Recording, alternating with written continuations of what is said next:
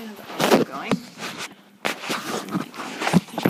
Okay, so we can kind of start with whatever. If you want to just start by telling me like what you know about really anything. Well, let's see. He came to this country when he was 16 years old from Sweden with his mother and his brother. Okay. And I think he went to night school and learned English. And I think he worked for a newspaper after he could speak English. And I think he was one of the jobs he had in the newspaper was proofreading the pieces in the newspaper, Mm-hmm. Ads or editorials or whatever. And let's see.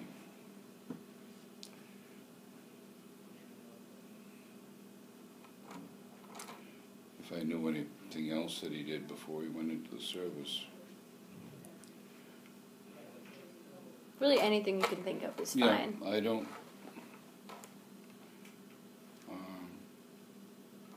He lived in Massachusetts. And I think he lived in Roxbury, Massachusetts. And he lived in a Swedish area. Mm-hmm.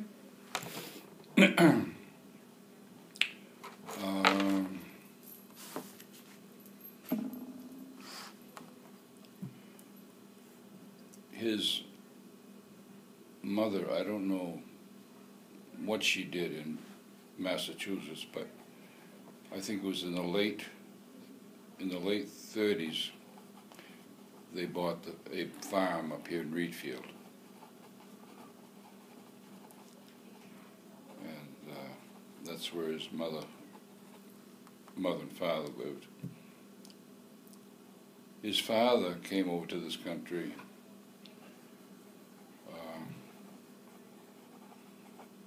I think maybe around 5 years before he came over. Mm-hmm. So his father came first, and His then the father family came followed. over first. And from what I understand, his father was for one thing, he was an alcoholic, and he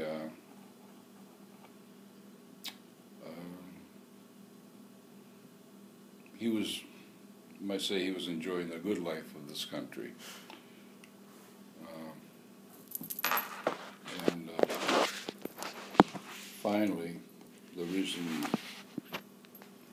my uncle and my father came over and with their mother was that the church, I think it's the Lutheran Church in Sweden, had connections with the Lutheran Church in this country, and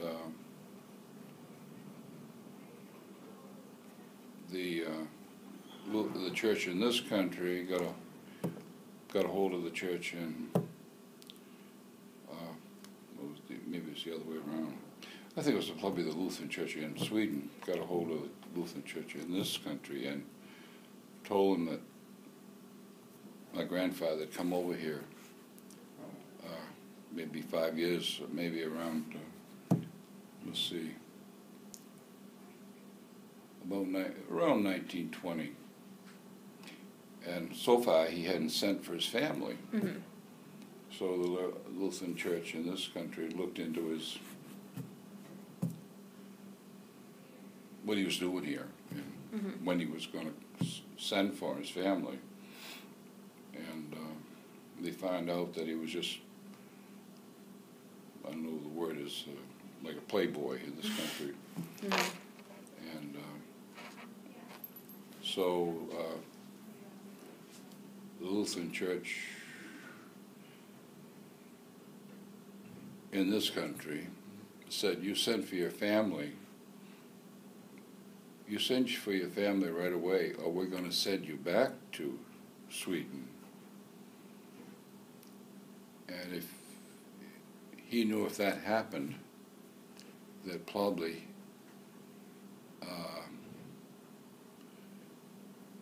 he would not be treated very well when he got back to Sweden. Mm-hmm. Maybe even physically not treated well.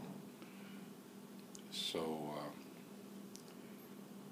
so we sent for family, and they came over in 1927.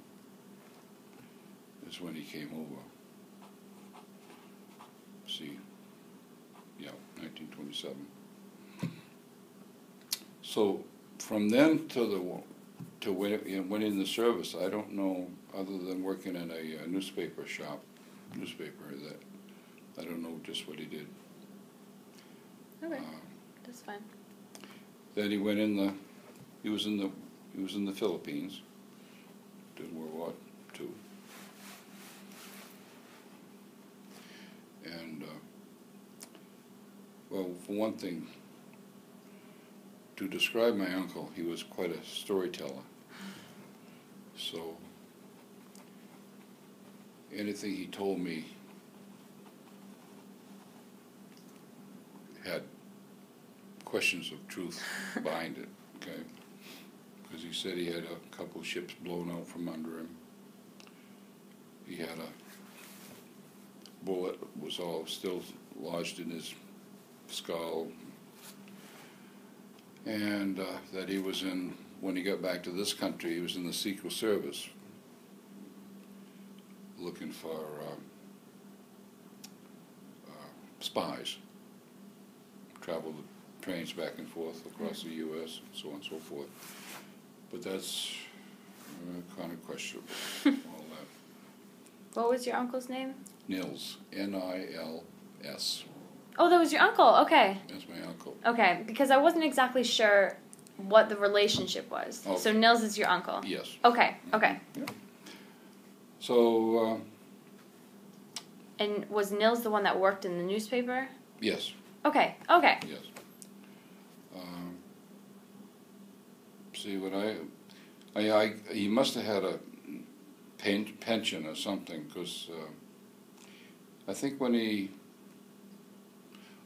during the war, he sent his money back to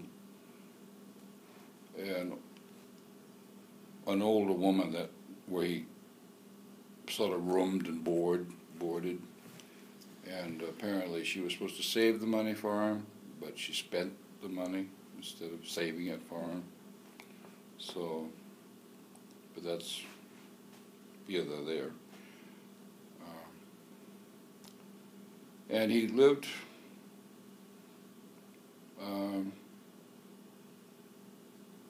I knew he worked in the Augusta hardware store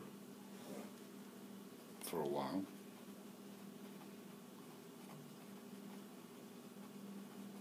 He was always tinkering. He built a sawmill in Reedfield, but it was never commercialized, as far as I know. He loved boats.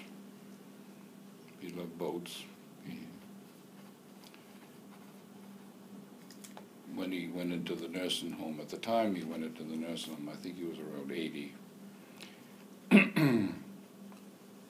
He had a couple boats that he was actually working on in Reedfield. He had them trucked here, dropped off behind his house trailer, and he worked on those. He putted on those.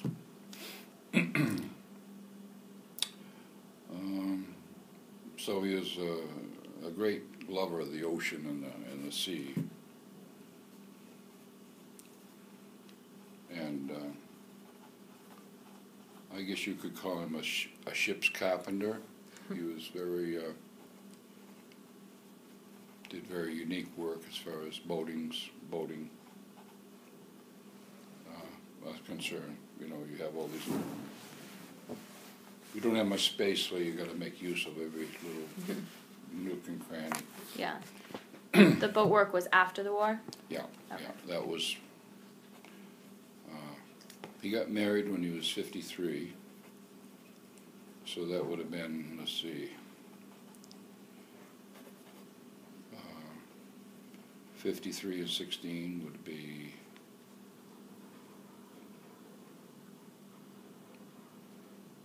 Can you add that up? 16.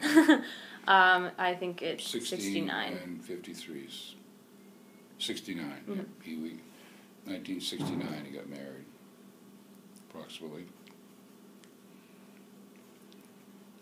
And I think his wife died in 70.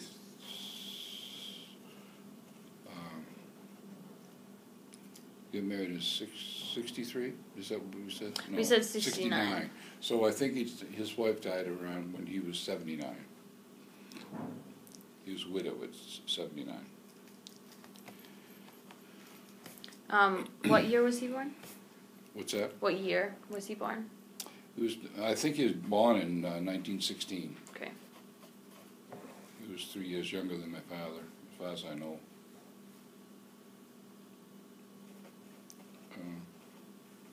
So let's see. What was his wife's name? My father's name? Your uncle's wife's name. Oh, Elaine. No, not Elaine.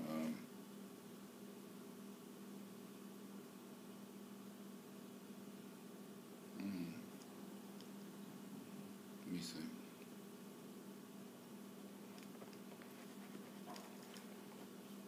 I can't think of it right now. That's all right. I know it started with E. Not Elizabeth.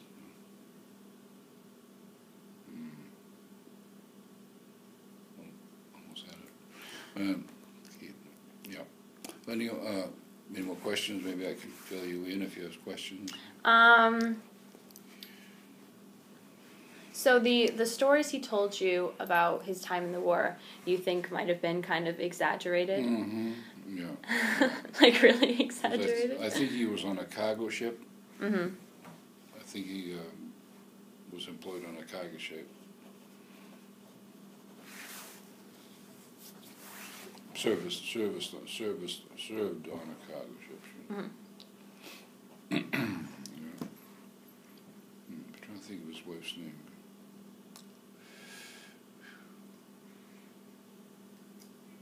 Can't think of it. That's okay. Do you know why he decided to join? Like, was he drafted, or did he choose to join? I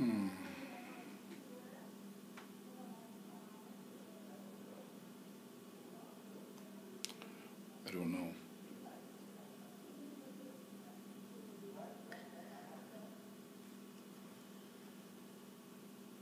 I don't know. I don't know why. No. Okay. I don't know. I know my father was drafted, but he didn't go in because the war came into it. While they were getting him ready to bring him in, he knew he had to go in, but the war stopped before he was needed. So. Okay.